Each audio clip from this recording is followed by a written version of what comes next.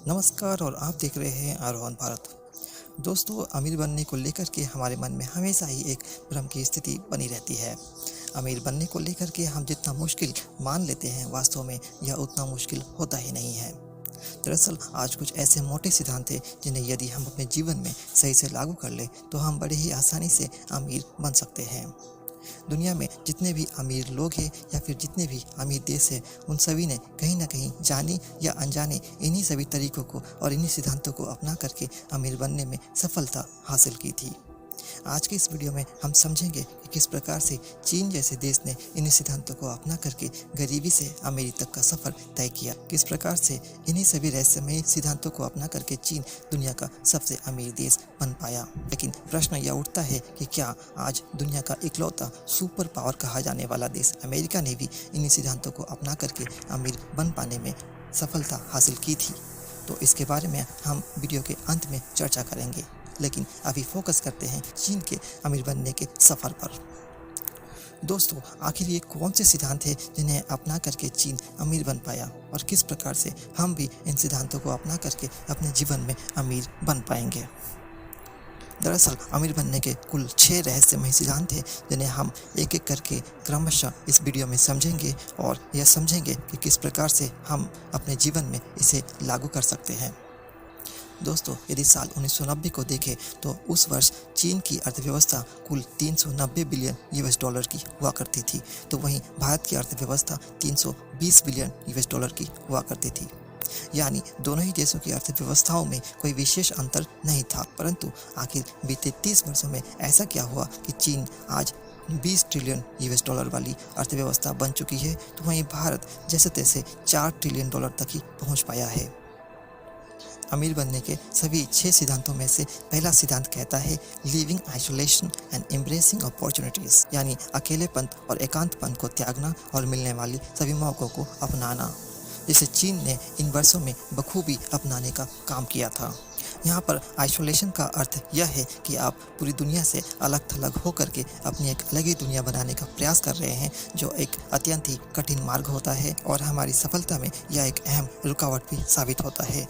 और चीन ने भी अपने शुरुआत के दिनों में कुछ इसी प्रकार की गलतियों को करने का काम किया था। दरअसल साल 1949 में चीन में माओ सेतुंग के नेतृत्व में कम्युनिज्म की स्थापना की जाती है। माओ सेतुंग एक कट्टर कम्युनिस्ट विचारधारा रखने वाले व्यक्ति थे। उन्होंने अपनी कम्युनिस्ट पॉलिसीज की वजह से चीन को पूरी दुनिया से आइसोलेट करने का काम किया था। उस समय चीन कैपिटलिज्म का घोर विरोधी माना जाता था। उसने दुनिया के सभी अमीर देशों से अपने संबंध भी बिगाड़ रखे थे। उस समय चीन ने दुनिया से अलग थलग रहते हुए आर्थिक विकास करने का फैसला किया, जो कि आगे चल करके एक बहुत बड़ा गलत निर्णय साबित हुआ और इतिहास का सबसे भयानक भुखमरी को चीन के नागरिकों को झेलना पड़ा।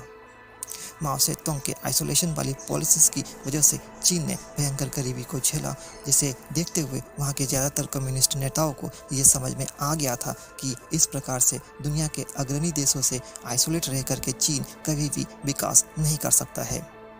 उन सभी नेताओं की यही चाहत थी कि किसी प्रकार से चीन अपने संबंधों को अमीर तथा अग्रणी देशों से सुधार ले और उनके साथ मिल करके कार्य करे। और मानो अब वो समय भी आ चुका था।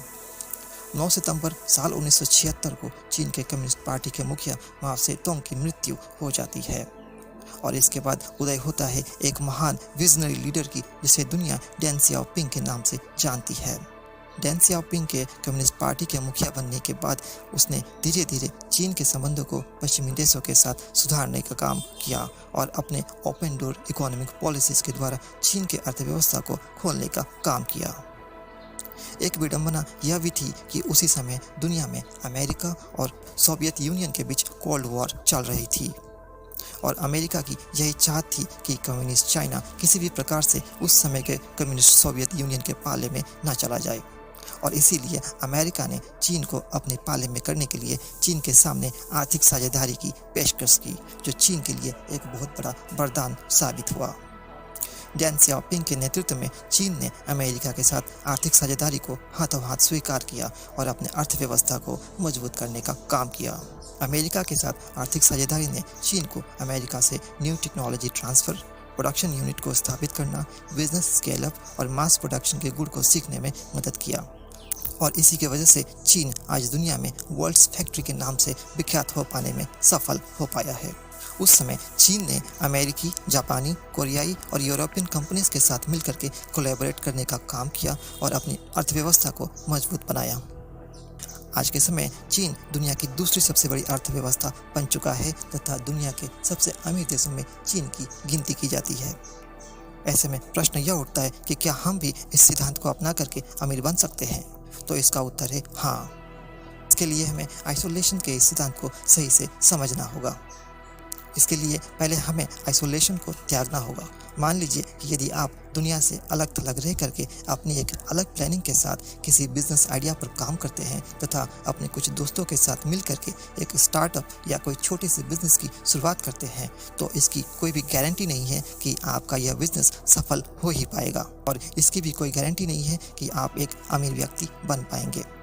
इस प्रकार के किसी स्टार्टअप या बिजनेस के फेल होने का मुख्य कारण आपकी अनुभवहीनता तथा आपके बिजनेस में अत्यधिक धन का निवेश न कर पाने की समस्या होगी। इस प्रकार के 99% बिजनेस फेल ही हो जाते हैं।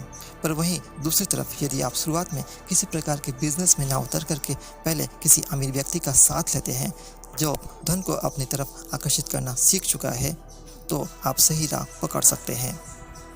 मान लीजिए कि आप ऐसे ही किसी अमीर व्यक्ति के यहाँ किसी प्रकार की नौकरी को ले पाने में सक्षम हो जाते हैं और धीरे धीरे आप उसके यहाँ नौकरी करते हुए उससे बिजनेस के गुण सीखने लगते हैं तथा आप धीरे धीरे उससे धन को अपनी तरफ आकर्षित करने के गुण को सीखते हुए उस व्यक्ति के सामने अपने स्किल का प्रदर्शन करते हैं तथा अपने स्किल के माध्यम से उस व्यक्ति को प्रभावित करना शुरू कर देते हैं।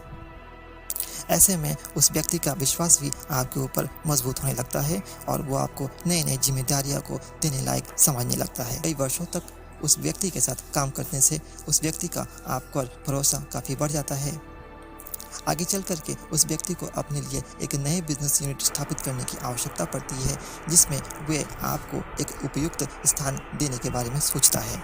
वह व्यक्ति अपने उस नए बिजनेस में आपको मेन एडमिनिस्ट्रेटर बनाते हुए बिजनेस का 35% शेयर भी प्रदान करता है और इस प्रकार से आप बिना किसी इन्वेस्टमेंट से एक बिजनेस में 35% शेयर के साथ मालिक बन जाते हैं।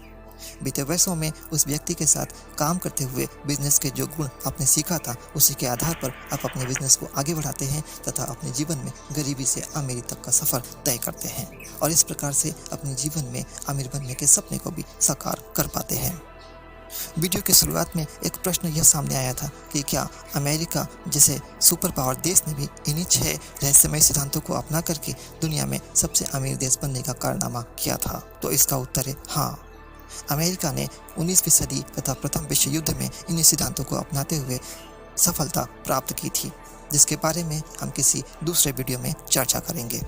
एक प्रश्न यह भी उठता है कि क्या भारत ने भी इसी प्रकार की आइसोलेशन वाली गलती को किया था जिसके वजह से आज तक देश गरीबी से नहीं निकल पाया है? हम अपने आने वाले वीडियो में आइसोलेशन के इस सिद्धांत को समझते हुए यह समझने का प्रयास करेंगे कि भारत ने किस प्रकार से आइसोलेशन वाली इस गलती को किया था और किस प्रकार से भारत इससे बाहर निकलने में सक्षम हुआ था। अमीर बनने के अन्य सभी सिद्धांतों को हम अपने आने वाले वीडियोस में समझने का प्रयास करेंगे और अमीर बनने के अपने सपने को भी साकार करेंगे। आरोहण भारत में आज बस इतना ही। अंत तक जुड़े रहने के लिए बहुत बहुत धन्यवाद। जय हिंद, जय भारत।